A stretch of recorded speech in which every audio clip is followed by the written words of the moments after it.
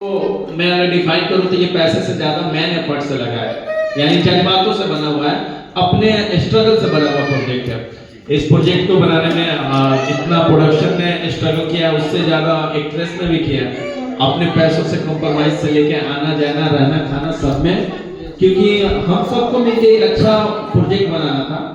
तो उतने काफी पैसे तो नहीं थे कि हम उतना जाके लेवल पे उस चीज को बना पाए। तो जो भी हमसे बना उससे एक्ट्रेस से, सिंगर से, एक्टर से, प्रोड्यूसर से, या फिर यहाँ जितने निवासी थे इनके फ्रेंड लोग, सब ने एफर्ट लगाया।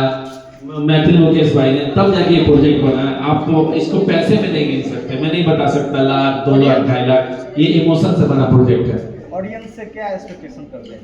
ऑडियंस से बस यही चाहेंगे कि इस प्रोजेक्ट को प्यार दुलार मिले, क्योंकि ये मेरे ख्याल से जहाँ तक मैंने मैथिली लैंग्वेज में गाने देखे और वीडियो देखी, तो मुझे लग रहा है कि ये एक क्रांति की तरह काम करेगा ये वीडियो।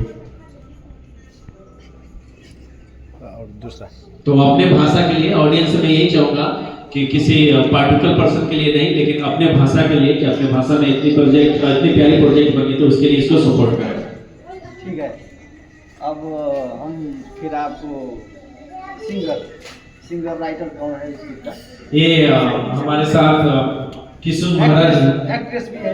हाँ, पहले मैं इंट्रो करा दूं कि एक्ट्रेस हमारे साथ रचना शिवाकोटी जी। एक्ट्रेस को दीजिए। नमस्ते, कस्तो अनुभव रह्यो यो गीत बनाउँदा?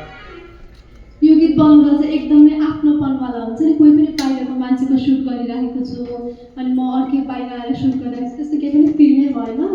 अनि सबैले एकदमै राम्ररी कोअपरेट गर्नुभयो, यसरी गर्ने अनि टाइमिङ पनि एकदमै राम्रो भयो हाम्रो।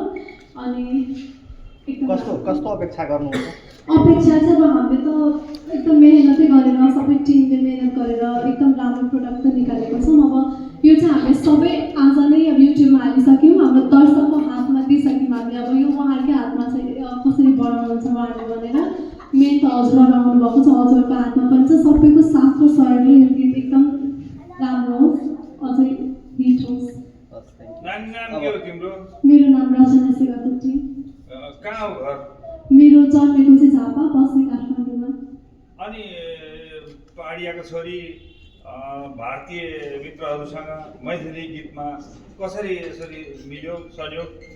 हजुर, म चाहिँ पहिलादेखि नै मधेसलाई मलाई एकदम मनपर्छ। मधेसको कल्चर भयो अनि मधेसको रहन सहन, खानापिनादेखि सबै मलाई एकदमै मनपर्छ। म पहिला पनि अलिअलि आइराख्ने भएको थिएँ अनि उहाँहरूसँग चाहिँ कुरा हुन थाल्यो, यस्तो गीत छ यो छ भनेर। अनि आजादजी पनि अब यसमा काम गर्ने भएपछि अवश्य नै म पढ्छु भनेर। एकदम राम्रो डिरेक्टर हुनुहुन्छ उहाँ, एकदम राम्रो गाना लेख्नु भएको छ, राम्रो गीत गाउनु भएको छ। मधेसलाई सायद प्रमोट गर्नैपर्छ। म पाहाडको छोरी भए पनि मधेसलाई प्रमोट गर्नुपर्छ, मधेसको आर्टलाई प्रमोट गर्नुपर्छ, मधेसको गाउँठाउँलाई प्रमोट गर्नुपर्छ भनेर। कहाँसम्म पुग्ने सपना छ? यो त आँखा पनि ठुल्ठुलो छ, त्यो सपना कहाँसम्म पुग्ने छ? सपना त एकदमै ठुलो भन्दा पनि एकदम राम्रो एक्टर हो। यही हो, ठुलो भन्दा पनि एकदम राम्रो, सबैले पोजिटिभ ढङ्गले रुचाइदिनुहोस्, यही हो सपना भनेको उहाँलाई। Thank you. अब सिङ्गरलाई सुनौँ।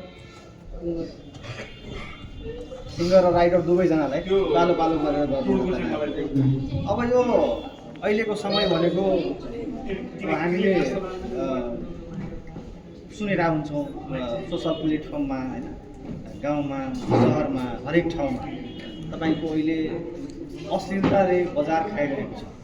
अश्लील गानाहरू, अश्लील गीतहरूले तपाईँको जताततै आतङ्क मचाएको अवस्थामा तपाईँहरूले एउटा राम्रै प्रयास गर्नुभयो। सबैसँग बसेर सुन्न मिल्ने, हामीसँग बसेर सुन्न मिल्ने हिसाबले राम्रो